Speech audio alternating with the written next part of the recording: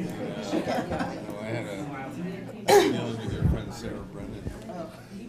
Okay. Is this working? It appears to be. Well, good morning, everyone, and thank you so much for coming to our second informational meeting on the Route 9 Sewer District, the potential Route 9 Sewer District. And I say potential because the sewer district is so much tied to the potential for Hyde Park. So I really appreciate you coming. It's very important for us as we move along in this process to include all of you who own property in this area because it really will ultimately be up to you. We'll be reviewing later on in the meeting the process for formation, and again, that will include all of you, and I'll leave that to our consultants for the project, Delaware Engineering, to review how that will all happen. And so again, thank you all for coming. We have a couple of very important people in the audience. Bridget Barkley from the Water Authority is here. Oops. Steve Wiltshire from the Hyde Park Fire Department is here. Another very important person. And he just got a very, Shelley, you okay?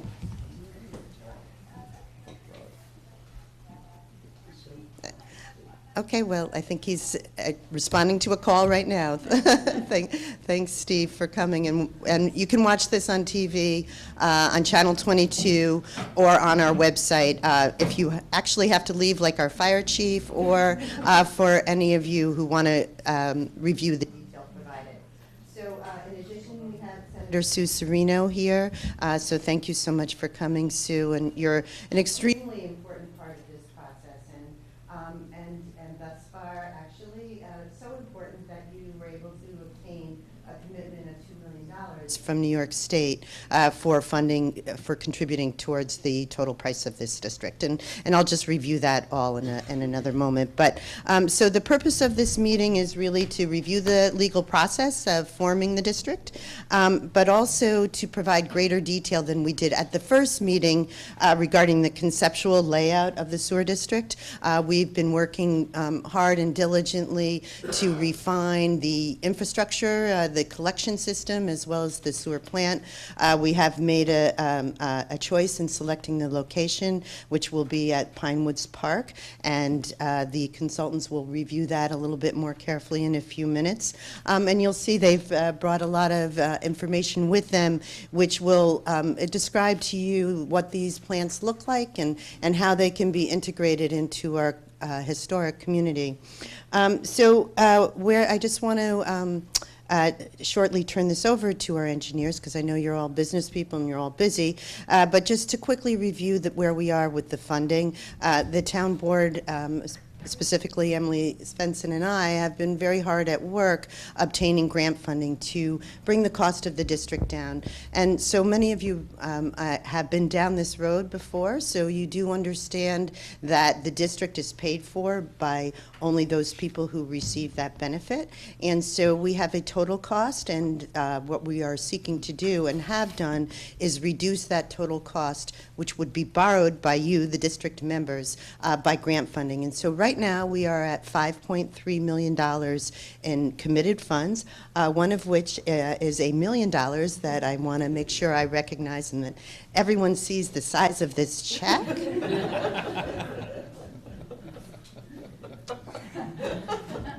I feel like Vanna White, but you know, yes, $1 million. So that was on Friday. We received that from the Belfield folks as part of their seeker mitigation, and so I'm really inspired by that, because these are people that can invest anywhere in the United States and actually even abroad, but yet they have chosen Hyde Park to invest their funds in, and not just in the development of their property, but yet $1 million for the development of our town center, which they see as critical for the success of their project. So, you know, it's really a collaborative effort. It's really a private partnership that we can't move this town forward in this direction without the support of all of you. So again, thank you for coming. We'll be hosting many more meetings as time goes by. And at this point, I'd like to turn the mic over to Elizabeth Horvath of Delaware Engineering to review some of the details. Thank you, Aileen. Good morning. Thank you all for joining us. I'm going to be very brief because what I am talking about is the history leading up to where we are today. And as you all know, many of you know that this exploration of sewer districts in Hyde Park has been going on for decades. But today we're here because about 2 years ago, the town was successful in being awarded a NYSERDA Cleaner, Greener Communities grant. That grant funded a couple of years' worth of work exploring how the town center of Hyde Park, this area here that many of you are very, very familiar with, how that could be revitalized into a walkable, vibrant, mixed-use redevelopment so that Hyde Park could have a true town center. And there were a number of different components of that grant. That grant funded the exploration of transportation improvements, a zoning code analysis, market analysis, trying to understand what was possible within Hyde Park, how to create a revitalized town center, and a big piece of the grant funded a sewer feasibility study. So trying to understand what was possible and what would enable the redevelopment of this stretch of Hyde Park.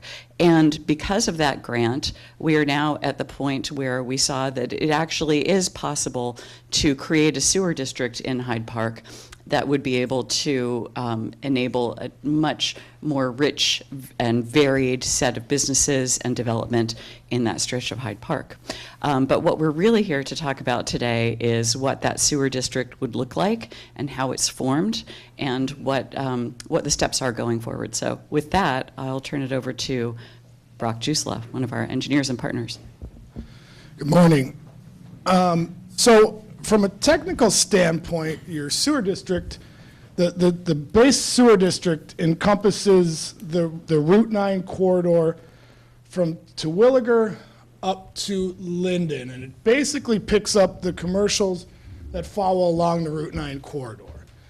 We've also encompassed or included as alternates things for folks to consider some other areas that the system could be expanded to, but right now the base system is this area from here to here. I apologize if from in the back you can't see this well. When this is done, we can look at this closely. I can go through the map with anybody that wants to. But from a technical standpoint, the sewer district will basically include pipes where everybody's going to connect their facilities to. You flush your toilets, you use your sinks, flows into the pipes.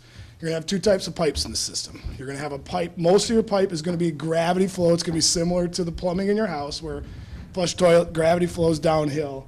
In this case, we'll have two sections. The section from Pinewoods south will be gravity lines that flow down into a pump station located in the general area of the roller rink. That pump station will then take it and pump all that water back uphill, back up to Pinewoods and into a gravity system that's flowing north ultimately into a pump station that's located here on the town hall park, or the town hall site.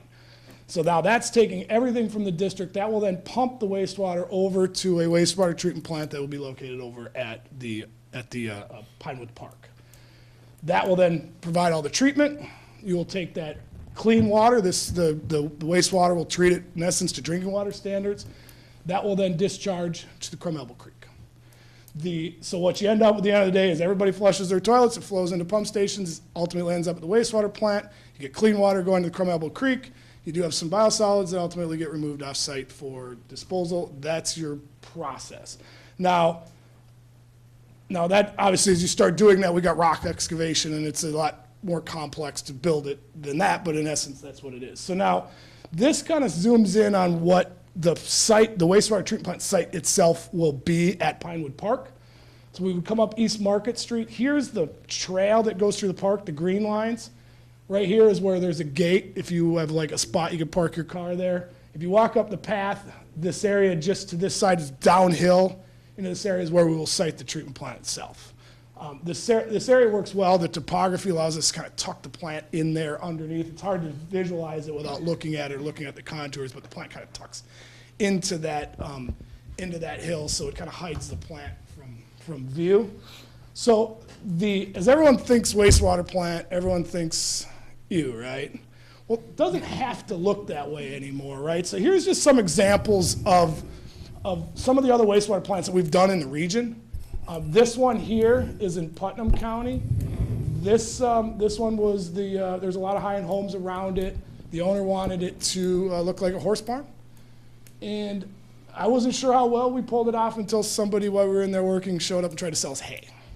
So I said, okay, I guess we pulled that off. Right? So this is a wastewater plant. This is the town of Windham. Now this one, from a scale size, is much larger than we're talking about here. So don't look at this and think that this is the scale. But this is the town of Windham's wastewater plant. This is basically at the base and down the road from Ski Windham itself. It's a beautiful building. This is the Village of Fleischmann's plant. Again, people say, well, that's the best looking building in town. But so that's what we're talking about in terms of what we'll be putting in at the park. We're not putting in what you would traditionally think of as the very mechanical, industrial looking facility. We'd be doing something along these lines. Now, this would be custom made for the park itself. So we have a lot of choices what we can do. Pump stations, as I mentioned, we would be looking at a pump station here. Again, pump stations can be across the board from we can enclose everything, make them very pretty, all the way to very industrial looking. We're visioning something fairly pretty here that hides the fact that it's a pump station at all. Here's some examples again. These are some examples of pump stations where everything is enclosed in buildings. Generators are inside, everything is inside. So these are just some examples of what we can make it look like. From more sophisticated, we can leave the barrel out on this one. But to more open, less sophisticated in terms of look, they do the same thing. But again, we're visioning more of this line to blend into the community. So you're not walking around going, that's a pump station. Most people don't even know that that's a pump station. And with that, I will turn it over to Mary Beth. Brock, could you just, I'm sorry, back on the route of the pipes, could you explain, it's not right along Route 9, right? It's behind the.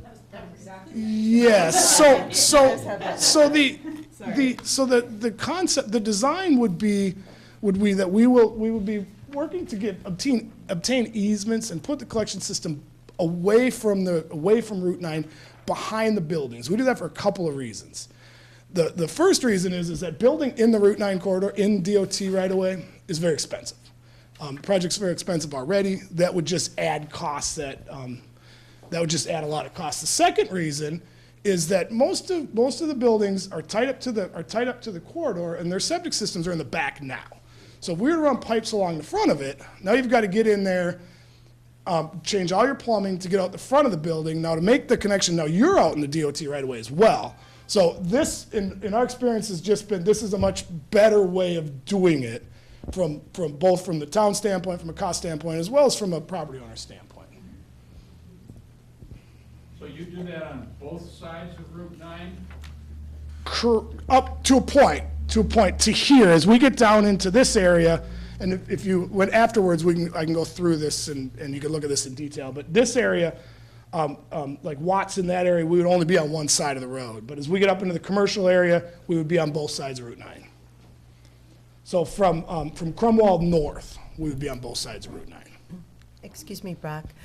We did receive some feedback from the last meeting that the residents watching at home could not hear the questions as posed. So if you wouldn't mind repeating the question, just so that the television audience can see. So the question was, would we be on both sides of Route 9? And the answer is kind of yes, kind of no. Part of Route 9, we would be on both sides. Part of Route 9, we'd only be on one side. Now, this system will be paid entirely by the, grants and whatever, but by taxpayers in the system itself, not the outer edges of Hyde Park. Yeah, Mary Beth, can you Yeah, just absolutely. So before we get into questions, let me just say a couple of quick things, and then we'll do questions. So, the other point about this on both sides, this yellow line is the district line. This area, which goes basically from Mansion Drive, Rogers Place, Watson, Kaywood, that's all residential. That's not included in the district, so there's no reason to have a line on that side of the road there. Everywhere where the district covers, there would be access to a pipe, which gets to your point about who pays for these things. So in New York State, in a town, there is a law that says that if you are providing a service to someone and they are benefited from it, and whether that is they are connected or their property is improved because there's access to a system, they pay for it. Those who are not, do not. So properties off, on 9G, that are not going to be impacted by this. The cost is only borne by those in the district. So, and then to that point, the cost. Couple of things. One thing is we've done some estimating on what you're seeing in front of you in terms of the extent of this system, so all over the pipes, as well as treatment plant and 2 pump stations, and we're in the neighborhood of about $18 million. That's a lot of money. But as the supervisor said, the town has accumulated about $5.3 million in grant so far, and I will say that that's very unusual. Normally, when we begin this process, and next I'm going to talk a little bit about the steps and where we go from here, but normally when we are at this point in a process where we don't have a district yet and we've just done some conceptual work, most communities don't have any grant commitments at all and have to, go forward with a lot of faith that grants can be secured. So the town really should be commended for their very, very hard work. And I know we have the senator here who's been a big part of that, that this is very unusual. So it's a good thing. But even at $18 million and $5.3 million in math, in grants, we do a little bit of math, it's still a lot of money.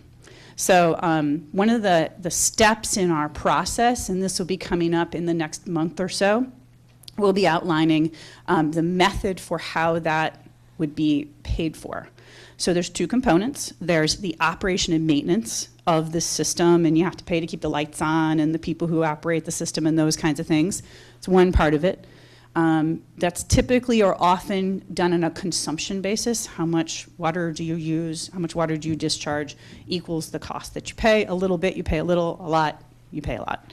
And then there's the debt service, because there will be debt service. There will be a bond taken by the town to cover whatever portion of this project is not paid for by grants. And that has to be repaid. Just like your mortgage, it's paid out over time.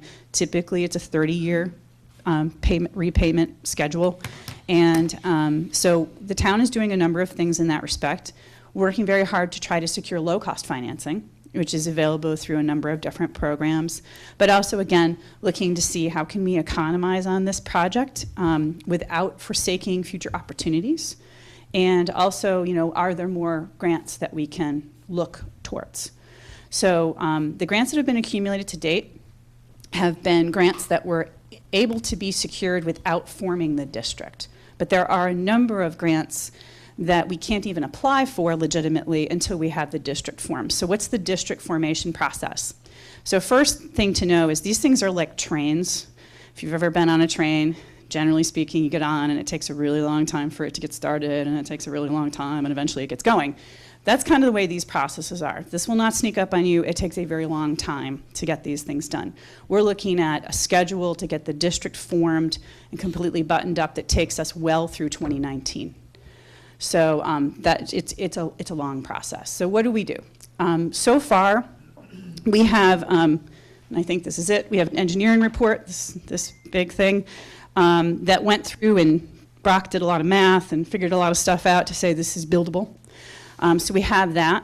That report needs to now be summarized into something called a map plan report, lots of reports, which is the basis on which the sewer district is formed. It's the information for you, the public, and for the board here to look at and say, okay, what are we talking about? It's the who, what, where, when, why document.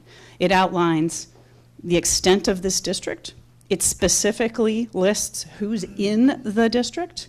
It specifically describes the type of technology. Brock was talking about different kinds of pipes and pumps and things, describes that. And then most importantly, the question everybody wants to know is, how much money is it going to cost me? So it describes that as well. And it explains how the costs will be assessed among the district users. That document would be adopted by the board as something that is subject to a public hearing. We conduct a public hearing. Hopefully we have a lot of really good, robust participation. That's the best thing that can happen, is people need to understand what's being proposed. There is a public hearing. The board's action to form the district is subject to the State Environmental Quality Review Act. So there is an environmental review that is conducted. and that has to be done before any decisions are made. If the board finds that this proposition is in the best interest of the public and the taxpayers, they will adopt an order saying that they would intend to form this district. Now, from there, there's diverging paths going forward. One path would be that folks who own property within this area, the yellow area or whatever the ultimate area is that's determined, would say, I want to vote on this. And there's a process, a petition process that you go through to do that. The other option is that the board could say, we want to be very transparent about this and we want to engage the public in this, so we're going to provide an opportunity for property owners within the district to vote on this. So I believe that at this point it's the town's intent to do the latter, meaning provide an opportunity to vote. So a couple quick notes about voting. It's only the people who own real property, taxable real property within the district. So if you're outside, you don't get to vote because you don't get to decide what people inside are going to do or not do. So it's only inside. If you own multiple properties, you still get one vote. You don't get, if you own 5 properties, you don't get 5 votes, you get 1 vote. If you're part of a corporation, the corporation gets 1 vote, even if it has 5 members in the corporation. And there's a lot more detail there, but until when we get to questions, if people have more questions, we can go over that. So there would be a vote, and the vote's pretty much a yes or no, an up or down. You know, do we believe that this is an affirmative thing for the community, and do we agree that we want to create a sewer district here? So that vote would occur. Right now, it would probably, given where we sit here right before the end of the year, it would probably be in the summer, early summer timeline-wise. If that vote is affirmative, then there are a number of filings that the town has to do, make some findings and do some filings and things. This project is likely subject to review by the Office of the State Comptroller. So there's more review that occurs to make sure that this is fiscally prudent. And then once that process is concluded, the information of every parcel that's in here gets filed with the county clerk's office and the district is formed. So now we have a map. We've done a lot of stuff and we have a map. That then allows the town to go seek additional grant funds. Some of these agencies are reluctant to commit their funds if it's just a, well, maybe I'll use your money. There's a lot of people who need money. So one of the demonstrations that the town needs to make to secure additional grant funds is to say, no, we're really serious about this. We're willing to go through this, 9-10 month process to form this district. Now, when the district is formed, apply for grants. Brock gets to do a lot of design work. Eventually, there'll be a giant roll of plans and specifications and all kinds of things to build this thing. This is a public works project. It would go out for public bid. It would probably have multiple contracts because that's the way these things work, and eventually be constructed and put in operation. So, that all said, we spend the year of 2019 forming a district. That's pretty much the whole year. After that, we spend, Brock, I'll say 6 months. He's going to whine at me and say, I need more time than that to design the thing. So, 8 months of design, 9 months of design, 3 or 4 months of bidding, that's 2020, gone. So now we might be in construction in 2021 if we are moving at lightning pace.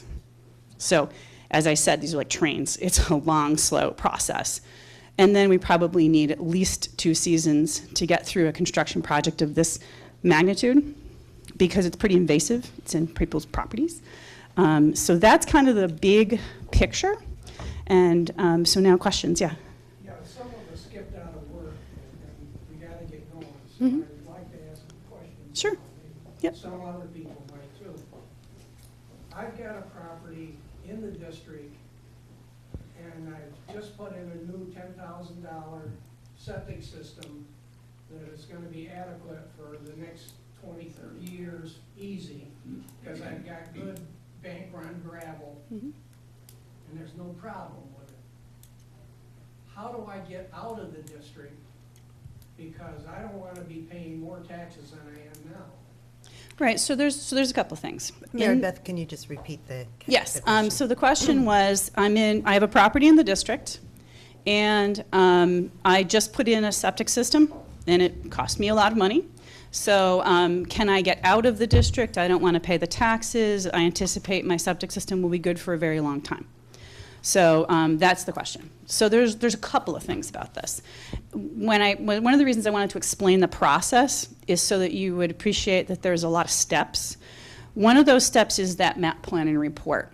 That is subject to public hearing, and what we would recommend is that in that process is that you say, well, I'm wherever, can I not be in the district? So we can evaluate whether or not it is reasonable that the parcel can be taken from the district. Know that we cannot create a patchwork quilt that is a district. It has to be some kind of a shape closed on itself, and everything that's inside that shape is in the district. So that's one thing. Now there may be, if it's on the edge or it's something, there may be an opportunity to say, it doesn't have to be in the district. So we would need to look at that. Second thing is that because a property is in the district, the town will be adopting a sewer use law here, which they don't have right now because they don't have sewers. So there will be a guidance document that will describe how the sewers are used, accessed, maintained, who's responsible, who pays, who doesn't pay, all of those kinds of things. That will govern things like if you don't connect initially and you want to connect in the future, what's the process? If you're like this gentleman who has a septic system already on your site, will you be compelled to connect? That's a decision that has to be made down the road. Those kinds of things. So it's a long process. I would recommend that you definitely stay engaged and make us aware, make the town aware, make us aware where your property is so that that can be reviewed. What else do we have? Yes? Safety and security, as far as the outlying buildings go, are you going to have camera? What are you going to run backup generator on? What will that run on? Gas? Or will it be underground or above ground, the gas tanks? So in a case like this, there inside this building is a generator, and that generator in this case, because it's out in the middle of absolutely nowhere, has a belly tank on it. So it's got a tank. The operator comes and makes sure that tank has enough fuel to run the pump station for 3 days, 4 days, those kinds of things. And the building is secured. It's a locked building. And I don't know if you noticed, but there's no windows, there's no real way. This is a louver, so you can't get in there. So we generally, this one, a lot of these are very much remote. They're out kind of in the middle of nowhere, so there's no, we'll call it community policing for them. We have not had problems with these. We've built them all over the place. It's kind of a boring building. You can't get into it. The doors are locked. In this case, these tanks are on the outside, but in many cases, they're indoors, so that's a decision that can be made. Fuel source, diesel, propane, natural gas. So it depends on what's available and what makes the most sense. There are different costs associated with those three sources of power. Mary Beth, I don't have a question. I'm sorry.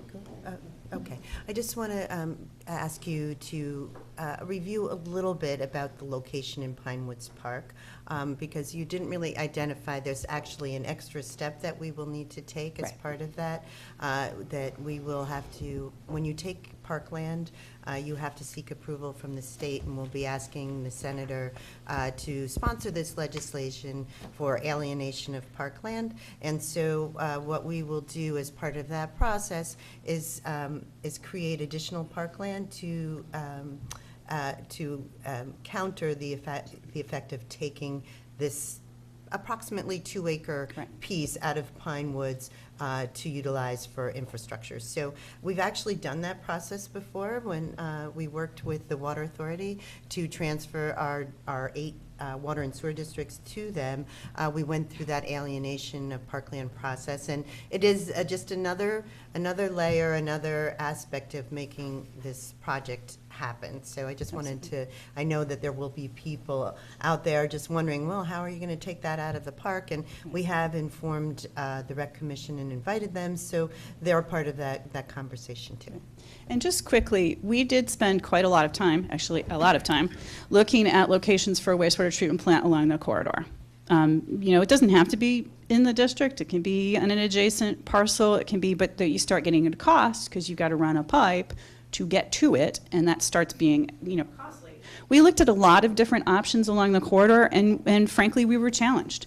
This is a commercial corridor, and the purpose of the sewer district is to enhance the tax base, get more stuff happening. If we take a property out of that loop and say, well, now it's going to be, you know, public infrastructure, it's kind of counterproductive. So we did look at a number of different options here. We spoke to a number of different property owners. People were, as you might imagine, kind of, well, I don't know, maybe. But at the end of the day, as we evaluated the options, the other thing is, you know, we have a couple water bodies that do traverse through this area. We kind of want to be close to one of those so that, as Brock said, we can put that clean water back into the environment. We don't have to be right on it. You can have a very long pipeline, but again, it's cost. You're paying a lot of money for that pipe. So the park concept, you know, I guess this is probably the better one. So this is sort of the main part of the park where people, you know, are conducting activities. This is the trail, this green. So the treatment plant's kind of tucked up here in the north end of the park, closer to the road. And again, we tried to kind of minimize the site impacts. As the supervisor said, it's about 2 acres. Try to make it so that it will blend in with the surrounding environment. Other question that we didn't cover is, you know, also in addition to the ugliness of a lot of these things, does it smell and is it noisy?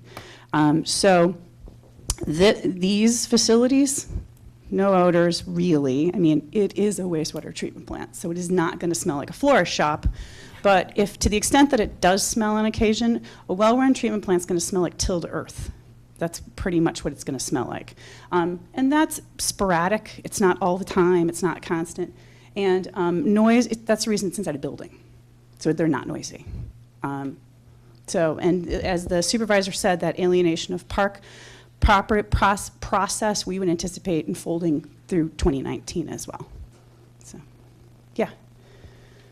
It was explained that you have two lines, one gravity fed from the south, from the north to the south. About the state control. Understand correct? She did. And one going from the south to the north, both meeting up with pump stations. Therefore, another line feeding to the plant. That's where the pump stations are going to pump it. Why isn't there one line from, and I'm sure I'm not an engineer, why isn't there one line from the south to the north with one pump station feeding into the plant? Great question. Excellent question. So we have a break in slope somewhere along here where that little red line is. And so gravity's cool because it's free and it happens all the time, whether or not there's a power outage, and that's good stuff, right? So we like to use gravity. Gravity is your lowest cost option for a sewer system, if we can do it. If we were to eliminate this portion of the gravity, so what we have is from here north, the water will naturally flow north towards the treatment plant because it's downhill. From here, this way, the water wants to flow south, because that's downhill. So we have an option, as you said. What we could do is we could put a pump station someplace down here at the bottom, and only run one line up to this point, which is Pine Woods Road, across from Parker Avenue. Then, the implication, though, is that line is under pressure, right? Because we have built a pump station, and we need to create pressure to get that water to move against the gravity to go up. So then every parcel from here down to the bottom would have to have a little mini pump station on their site to force their water into that pressure line to force it up the hill. More cost, because now we don't have two pump stations, we have, 26 or 30 or whatever the number would be. So that's an option. It can be done. But what we again find is that the most cost-effective and efficient way to do it, because remember, we can bury these two pipes in the same, trench, so it's just the cost of the pipe. We're already building something there. So we find the most efficient way to address it is to have everybody connect, because your building sewer that comes out of your building right now goes by gravity to your septic system. So we design it so that you can get by gravity from your building sewer into that gravity line, have all of that water flow down to a common location, and then pump it back up until gravity takes over again.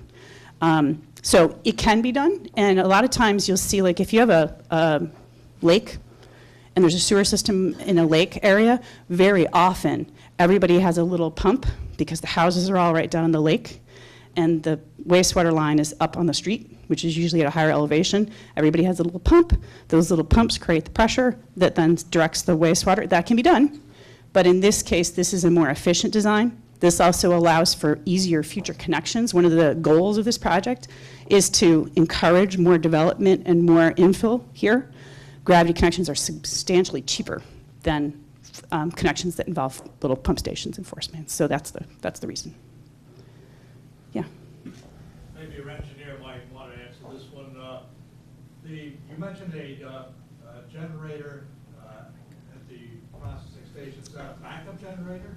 Yes. And how long will your fuel supply last? What I'm trying to anticipate is unexpectedly long outages. Mm-hmm. Mm-hmm. So typically, 3 days, 4 days is what they're designed for, right? You're going to have to repeat my question. I'm sorry. Yeah, the question was how long will the fuel supply at the generator stations last? So the standard for a diesel is 48 hours under full load. Now the generator is typically not running under full load. It's typically running less than half. So you're going to get 3 to 4 days. But the standard, New York State standard is you have to be able to carry 2 days under full load with your generator with backup power. So like if you look at this picture, that's a belly tank. That's the fuel load there. And it's sized for that generator, maxed out, you go 2 days. You really have to have a plan for refueling. Yes. In case of a prolonged outage. Correct. So the question was you would have a refueling plan, prolonged outage. That's correct. Okay. That's correct. In a perfect world, your generators are connected to natural gas supply. That's there forever, and you don't have this issue. But we have such an issue with natural gas supplies and locations and things in the state. But this idea with the belly tank here, some of them, some of the really small ones are literally propane. Like we do a lot of work in the mountains. So they're propane tanks that they put on the back of snowcats and take them up and, and they refuel them under unbelievably amazing environmental conditions, and they make it work. So, but you're absolutely right. You do have to have. One of the things about this is these, as you can probably tell, this is incredibly sophisticated technology. So part of what has to be done here is that there's an operations plan for these facilities. That plan covers everything soup to nuts.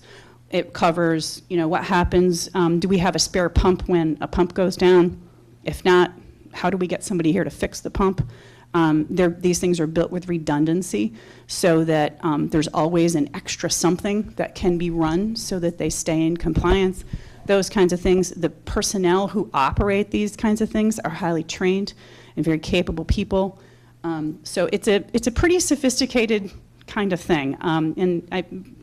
Brock and I really like taking people on treatment plant tours. We took Emily on a treatment plant tour, so if you would like to do that, we'd be happy to take you. These things are like laboratories. Do not think that if you went inside this building, it's gorgeous. This one, Brock was saying the guy showed up to try to sell hay. This one, people keep coming and asking for reservations because it's at the base of the ski center. So everybody's like, isn't this a hotel? We're like, no. And when you go in the front of this happens to be their emergency operations center as well.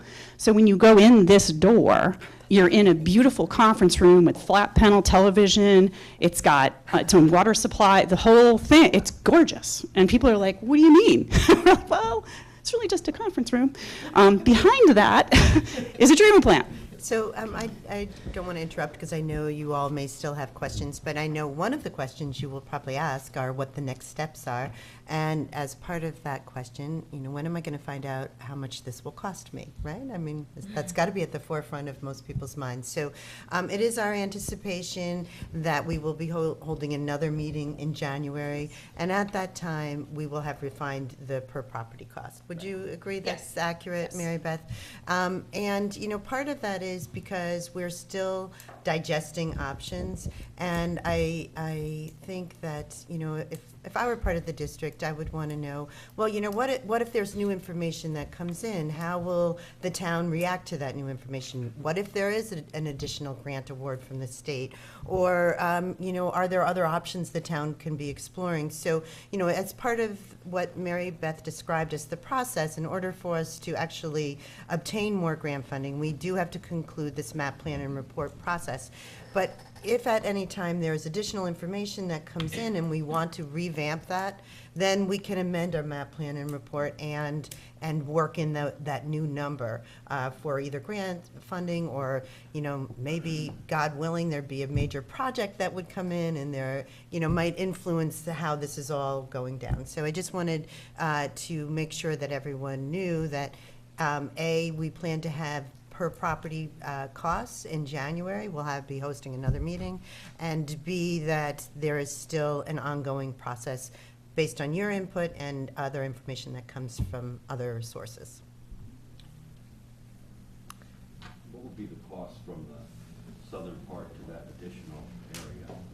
So down here, this area.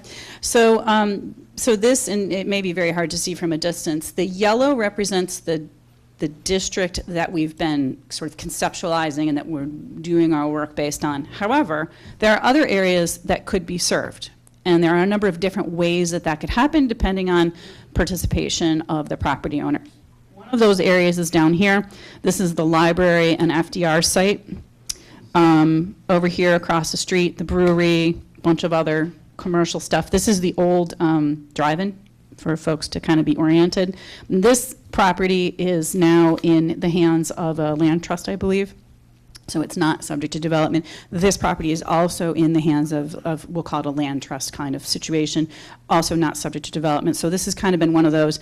So we have things here it would be good to serve, but we have space in between where we don't have service. So there's some options. Other areas, and then I'll loop back to how this could happen, that we've looked at. Initially, when we were originally conceptualizing this, we were looking, as I said, at treatment plant locations along the corridor. So initially, we kind of stuck to the parcels that are along Route 9, east and west, that are commercial. And we did, just for information purposes, we did look at the potential of serving this residential area, because sometimes that's helpful, sometimes it's desired, and sometimes it reduces cost.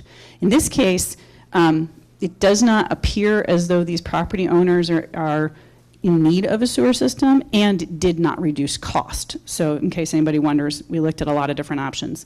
Up here to the north, because the plant would now be in the park, that opens an opportunity to add parcels along East Market Street. So this is another one of those areas that could be in the district. If there's interest, if it makes sense, there's going to be a pipeline going right by those properties. The other area that could potentially be served is the Vanderbilt site, another National Park Service site. So how could this be done?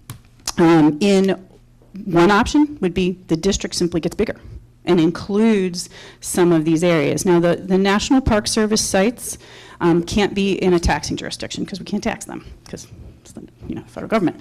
But they can engage in a contract for service, just like they probably do to have somebody come plow the streets or do whatever it is that they do. So they could choose to participate in this as a contract, as could, say, this area where the brewery is and there's a bunch of other uses, could be a contract for service area, rather than extending the district, because again, we have these parcels that can't be taxed anyway. These could be contracts. So say one of these entities wanted to participate, a small little chunk of infrastructure could be constructed back up to get into this system, and that could be a contract for service. That's an option. So there's a couple of different ways that that can be done. And again, as this process goes forward, as the supervisor was just saying, and we kind of more refine these areas, talk to more property owners, and gauge interest in those kinds of things, and then evaluate cost, what's the most cost-effective way to do this. These are options that can be addressed. Yeah. So on the northern part of that map, Yep. it will always end at Linden? So right now, it's ending at Linden, yes. And when we say, you used an interesting word, you used always. So there's never, we have a lawyer here. Don't ever say the word guaranteed, right? And never say never and never say always, right? Because things change, right? So right now, that is the plan. That is the area that has been deemed to be cost effective to serve due to geography, due to concentration of development. The more compact development is, the lower the cost is generally. I asked if there's another residential road, maybe one block up. Right. And after that, it goes to Circle Drive, so I was just wondering the thought process behind that, of why not include Cost. that road? Yeah, Mary Beth, so. can you repeat the question? Yeah, so the question was, why not go further north? There's some residences here, but then it gets to another commercial area, and that was the question, was why not go further north? And the real answer is just cost. To get to that commercial area, when we add that cost to the total cost, I'm talking one block. right, Just Sherwood, just Sherwood? yeah. Well, we can look at that. Yeah, we can I mean, look we at can that. certainly look Yeah. at that. That's a good suggestion. That's the whole reason we're going through this process. We do kind of have to, at some point, we have to say, okay, when's it a bridge too far? But we can absolutely look at that, for sure. Yeah. What's the impact on the creek into which the water will be flowing? The impact on the creek, that's a great question. So this is the Crum Elbow. And we actually, New York State, actually everywhere in the country, streams are classified. And they're classified by their water quality and their highest and best use. And those classifications drive, in terms of regulatory permitting and those kinds of things, what you can do and what you can't do. So in this area, the Crum Elbow is actually classified a couple of different ways. It's classified as what's called a Class C stream in one area, which is kind of the northern reach of it. It's classified as an AT in this area down here. So a C stream is one that the state has deemed appropriate for fish propagation. A B stream is one that is deemed appropriate for contact recreation, so think swimming. And an A water body is one that is appropriate or has the qualifications, characteristics that could be used as a drinking water source. So we have a C and an A, and they're one right next to the other, and it's the same stream, and somebody drew a line and said, this is where that stops and where the next one starts. There's all these nice biologists at the state that do that. So the T designation, we have a T, the T stands for trout. So that chunk of the stream has also been designated as being appropriate for fish propagation, for the propagation of trout. And when you think about trout fisheries, trout are used sort of as an example. It's not just trout, but trout fisheries are cold water fisheries. So they're for them to hatch, for them to propagate, they need the water to be relatively cold. So that's what we have going on here. So when we work on the wastewater treatment plant, this nice engineering report here goes through and says, all right, in order for us to discharge water to this water body, we have to ensure that we're not going to degrade the quality of that water body. So we're not going to degrade it in a couple different ways. Just straight out, the water that we're putting in there cannot degrade the water quality. Secondarily, when we put the water in there, we can't have it shooting out of some pipe and causing erosion and all these other things that go on. So we have to do all of those things. In this case, as Brock said, and he was not kidding, the wastewater treatment plant is going to create water that will be drinking water quality. These two plants, well, actually all three of these in this example create drinking water quality. They take wastewater and turn the water into drinking water. These are all happen to be in New York City's watershed, so that's pretty important to them. So that's what this will be. The state will regulate this, but there will not be, you not see anything. There will not be some pipe sticking out with water coming out. That will not be the case. Generally speaking, There's a pipe that's buried in rock. The water gets spread out among those rocks. It's for a number of different reasons. Reaerates the water. It can make the water temperature more similar to the environment, and it prevents erosion. So there will be no impacts to the stream. It will not smell. All of those good things. Mm-hmm. Yeah. With the expansion maybe on the west side of Route 9, it'll cause additional pipes. Will it also cause additional transfer stations, pump stations? That's one question. The other question is, what is the sewer plant itself? What is the capacity of that in reference to future expansion? Good questions, all. So in terms of, so the pump station that would be located here at Town Hall would be the pump station that would gather actually all of the wastewater and send it to the treatment plant. When you're saying expansion to the west, you're like you're thinking maybe the Vanderbilt site or something along those lines? Right. So to the extent that it was the Vanderbilt site, the way that it would work is that the National Park Service would pay for the infrastructure to connect to our pipe. It would be no cost to anybody in the district. They would have to bear that cost and then contribute to the cost of operating, maintaining, and treating the water.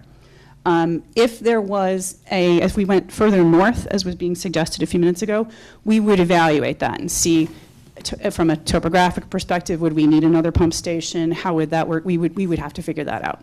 And that's one of the reasons where it starts getting costly. These pump stations, this is a cute little thing. This is what do you think, $400,000 or $500,000 piece of infrastructure. It's expensive. So when we say if we need another pump station, that starts adding to the cost. So that's something we would have to consider as we look at the district location. Do you want to talk about? But but in question to the growth, the treatment plants right now the treatment plants is at 110,000 gallons a day. That encompasses all of the growth factors that we've put into the district as it's drawn now. Those are very robust growth factors within that district. If we were expanding the district, we would then need to consider whether we needed to change that. In other words, you have to expand the plant.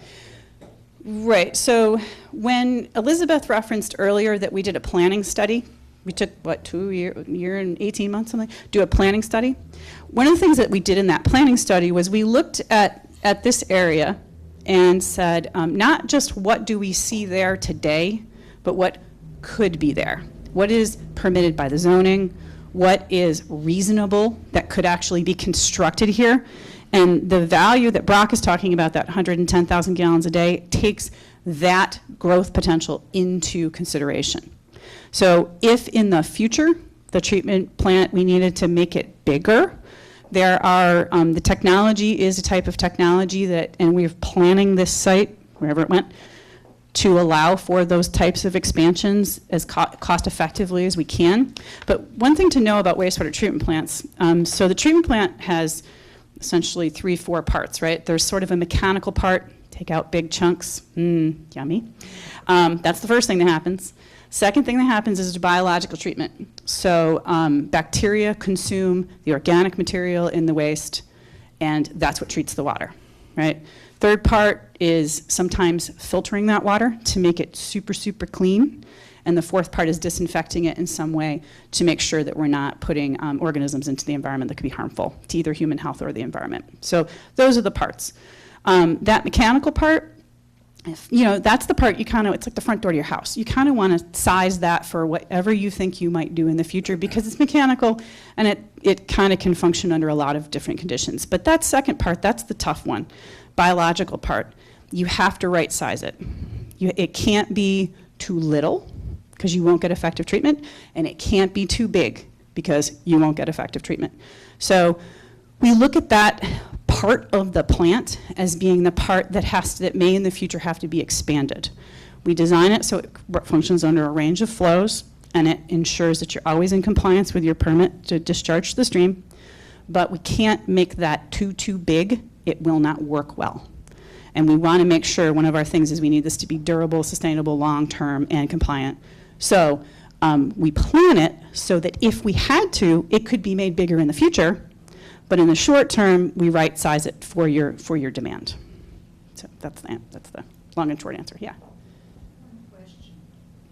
Why can't a generator like that be housed in a shed, not a $400,000 or $500,000 building?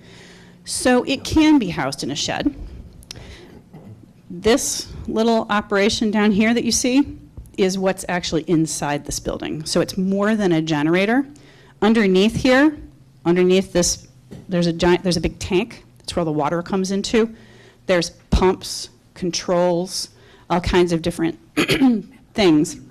This could be, this little building right here has actually a power panel inside it. If you wanted to really strip it back, you could take away the building and you just have this panel sitting there. So this doesn't just house a generator. There's electrical equipment, there's the actual pumps, it's over the top of a tank that's below the ground. So there's a lot of different ways to do this. You could do something just like this. I mean, there's the generator sitting outdoors. And one of the things you note about this is that's a house. That's a house. They're pretty close. This generator is, because we want it to go work when we need to, is on a cycle so that every week it goes off for a certain period of time. That thing's outside. Now it's got a sound enclosure on it, but it's going to make noise. So that's one of the things that we will do is we're going forward. Here we are at Town Hall. We're talking about putting one of these things here. This is a pretty densely populated area. You may want to have that equipment inside a building for aesthetic purposes, but also for sound and odor and other things. Now, maybe the other one, the one down at the bottom, could be tucked away. Nobody's going to see it. So you do this, and you're spending $100,000 or $150,000 or $200,000 because no one's going to see it, and maybe it's not going to bother anybody or whatever. Those are design considerations that get made as we go along the way. And I might just add a little perspective. The town formerly owned 2 sewer districts, and I had the great pleasure of transferring those to the Water Authority, and Bridget is here. And so they are at Pine Brook and Greenfields, and one of the reasons that we really wanted to transfer them to the district is because they are difficult to expand or just to manage the infrastructure. And so currently the Water Authority is making extensive renovations to both of those districts. So they are, is that correct, Bridget? And one, I think it's Pine Brook, it's an entirely new system, and in Greenfields it's extensive renovation. And I'm just putting that out there because both of those are districts that serve residential areas, and they're within the confines of the residential areas. So, you know, they do work even in that instance where it's fairly compact and surrounded by residents. And so just wanted people to be aware that we actually do have 2 sewer districts operating currently in Hyde Park, and not that this would be of the same magnitude, it's much larger, but you know, it's still interesting to know that we actually already have this infrastructure. Is it expected that the entire district would come online at the same time, or is there thought to phasing projects? So that's a decision that gets made in design. There are options. Gravity becomes real important in this. One of the things you have to think about is we have to get all the water up here, right? So it's probably going to happen all at one time, just because it's going to be difficult to say you'd have to have this line. So you could put these people in service, but then you could build this part, and now you're putting these people in service to an existing in-service line. Can be done, probably all at one time with a system of this design. We just did a project. If you go up 87 to exit 21 at Catskill, when you get off that exit, if you go to the right, you're going into Leeds, and if you go to the left, you're going towards the village of Catskill into Jefferson Heights. We just did about a $14 million project there to sewer that entire area and connect it to an existing treatment plant in the village. That system, because of the geography of that system, we were able to build the Jefferson Heights part of it first. That discharged to the treatment plant. Those folks were able to connect first. Then we built the leads portion and connected them, and they connected as a later phase. Sometimes that works, sometimes it doesn't. In this case, because of this configuration, it's likely it would all be at one time. Maybe this is a question for Aileen. Would this management of this be turned over to the county like the water districts were? We haven't really worked all that out yet, but we hope to. That's, you know, I mean, you know, Bridget and the Water Authority is a great partner. They do a fantastic job of managing our district, so that's why she's here, and, you know, those are details that we'll continue to massage. Yeah. Two questions. One was a follow-up on the question with the brook. You mentioned the quality of the water would be very good. It would be almost, or it would contribute to water quality. Will the volume of the water be noticeably different? Right behind that, tasting. As there are lots of houses along those, that brook. That would be one. And the second one is, how many times will Route 9 be traversed with new pipes? We just built some sidewalks. Right. Mm-hmm. So, do you want to talk about the? Yeah, Okay. can you So the just make sure to question was, there were two questions. One was in terms of the volume of water in the stream, will it be noticeable, the introduction of new water in the stream? And the second question was, we have these beautiful sidewalks, and so are we going to go, you know, how many times are we disrupting the sidewalks if we're building a system? So I'm going to take the first one, the stream one, and then Brock can talk about the sidewalks. So on the stream thing, when we say 110,000 gallons a day, that sounds like a lot of water. It is. But remember, it doesn't happen all at one time, right? It happens slowly over the course of a day. And actually, what really happens is, if you think about it, y'all get up at 6, 7 o'clock in the morning, take showers, drink coffee, do whatever. So water use and wastewater discharge goes up. Then everybody goes off and does whatever it is that then it goes down, and maybe a little up at lunchtime, and then down, and then a little up at dinner time, and then down, and then it's like nothing at night. But we designed the wastewater treatment plants so that that would be tough to try and treat water as it's going up and down, and you never know how much water you're getting, and whatever. So the treatment plant's actually designed to accumulate that water over time, treat a set volume, and discharge a set volume over the course of a day. So rather than it being really high at one point and really low and really high, it actually is continuous and fairly low all the time. So you will not. Now there is a caveat here, which is if we have a condition where it's very dry, like we don't have rain for a really, really long time, this stream, the Chrome Elbow, has a fair volume of water in it, but you all live here. There may have been times where you've seen very, very low flows there. So would this increase that flow a little bit? Quite possibly. Under those conditions, but under normal conditions, you're not going to notice a difference. So you want to talk about sidewalks? So first thing, the discharge of this, think Crum Elbow Creek and then think of a 6-inch pipe. Most of the time you would never see the difference. 6-inch pipe inside the Crum Elbow Creek, you're not going to see it. In terms of how many times we traverse Route 9, the way it's laid out right now, we do it 3 times. So we cross here to pick up this section. We cross here to get the force main from the pump station town hall up East Market Street, and we cross at Linden. So those are the only 3 places that we traverse. And we want to minimize that traverse as much as possible because those crossings are quite expensive. And obviously the sidewalks get restored, obviously. Actually, everything that's disturbed gets restored.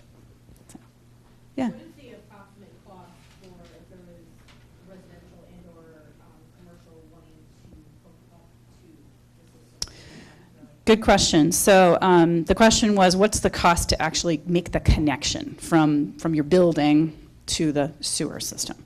So the district pays for all the big pipes. Traditionally, and this is not always the case, but traditionally the homeowner, the property owner, pays for the cost to connect that pipe from their building plumbing to the sewer main of whatever it might be. So that cost varies. So one of the things that Brock pointed out earlier, and one of the concepts, the design concepts here, is to try and get the sewer pipes close as we possibly can to your existing septic systems. Because if you think about it, you have building plumbing that leaves your building someplace, probably in the basement. You know, we're trying to use that same connection, so you're not putting more holes in your basement, usually a bad idea. And then you're going to somehow disconnect from your existing septic tank and leach field and have a line that runs and connects to the sewer main. The closer we can get the sewer main to where you are, the less expensive it's going to be, because you're going to hire a local contractor who's going to say, well, I got to put in 10 feet of pipe, it's X dollars. I got to put in 50 feet of pipe, it's Y dollars. So the costs, I will tell you that in the system that that one in Catskill is one we've just finished a couple of these.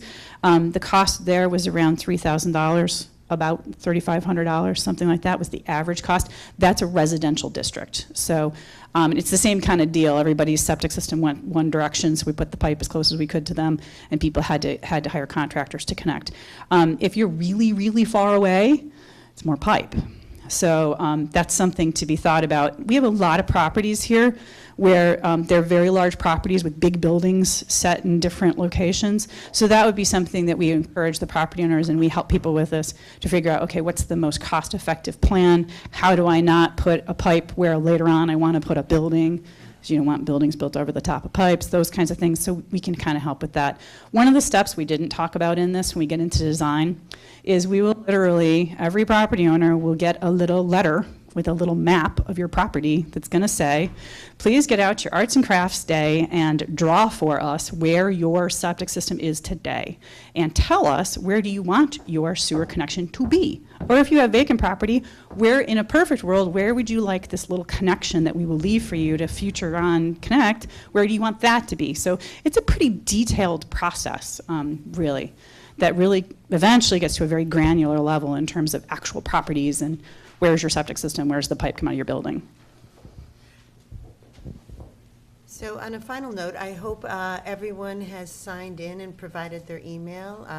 The system we've been using to inform people is to send letters to each district member, but obviously if we have emails, it's a nice counterpart to a hard copy. So please do make sure that you've signed in, and also feel free to email us, and if you want to take a look at the larger perspective that's going on here, we have a website, HP Downtown, that kind of puts all the information together, and so you can see how this ties in with other planning and projects that the town is working on to really revitalize and inspire our town centers. So unless there's any other general questions, I think that we should wrap up the meeting. We'll have another meeting in January, and we'll all be here for specific questions. And if you want to look at these maps more closely, please come. Will they be on the website as well, the maps? I think that one is. It might not be quite the latest one, but I'll get the latest one up there. Yeah. Thanks. Sure. Can I add something? Sure. Emily and Aileen and I were just in a training session last week, and I attended a session that Mary Beth was actually a speaker for on infrastructure. And I've been chasing for two developers for a while, Ken Carney and Joe Kirchhoff. Joe Kirchhoff was born and raised here. He's wanted to do projects here, but he always says, until you have the appropriate infrastructure, I won't come in. Ken Carney, who I've been also chasing for a while, he's a great developer. He has, I think, $158 million worth of projects in the area here. The first thing he said was, until you get infrastructure, I won't come in. This time, because he's been watching what we're doing, he gave me his card. Well, I already have his email, but he said, I want to meet with you and Aileen in January to discuss maybe doing something in your town because we're so close to this. But we're not going to get some developers who have really visionary ideas until we have the infrastructure. And we've been fortunate, for some of you who don't know me, I'm sorry, I'm the planning board chair for a while here. We've been fortunate that we've had redevelopment of existing structures, but we're not going to have new development unless we have the appropriate infrastructure, and that is sewer, because there are too many uses that require water. In particular, restaurants. Restaurants are the kind of use that it's not just the locals who will use it, residents, I mean. It also, they attract people from outer areas. This is what you need to do to grow your tax base, to me. Just had to add that, sorry. Thank you, Michael. Good point. In a number of locations, and he is a terrific, really visionary developer. But the first question that he always asks is, how far away is the sewer line? Where's the water line? Are there any capacity issues? Am I going to have to write a check to upgrade something?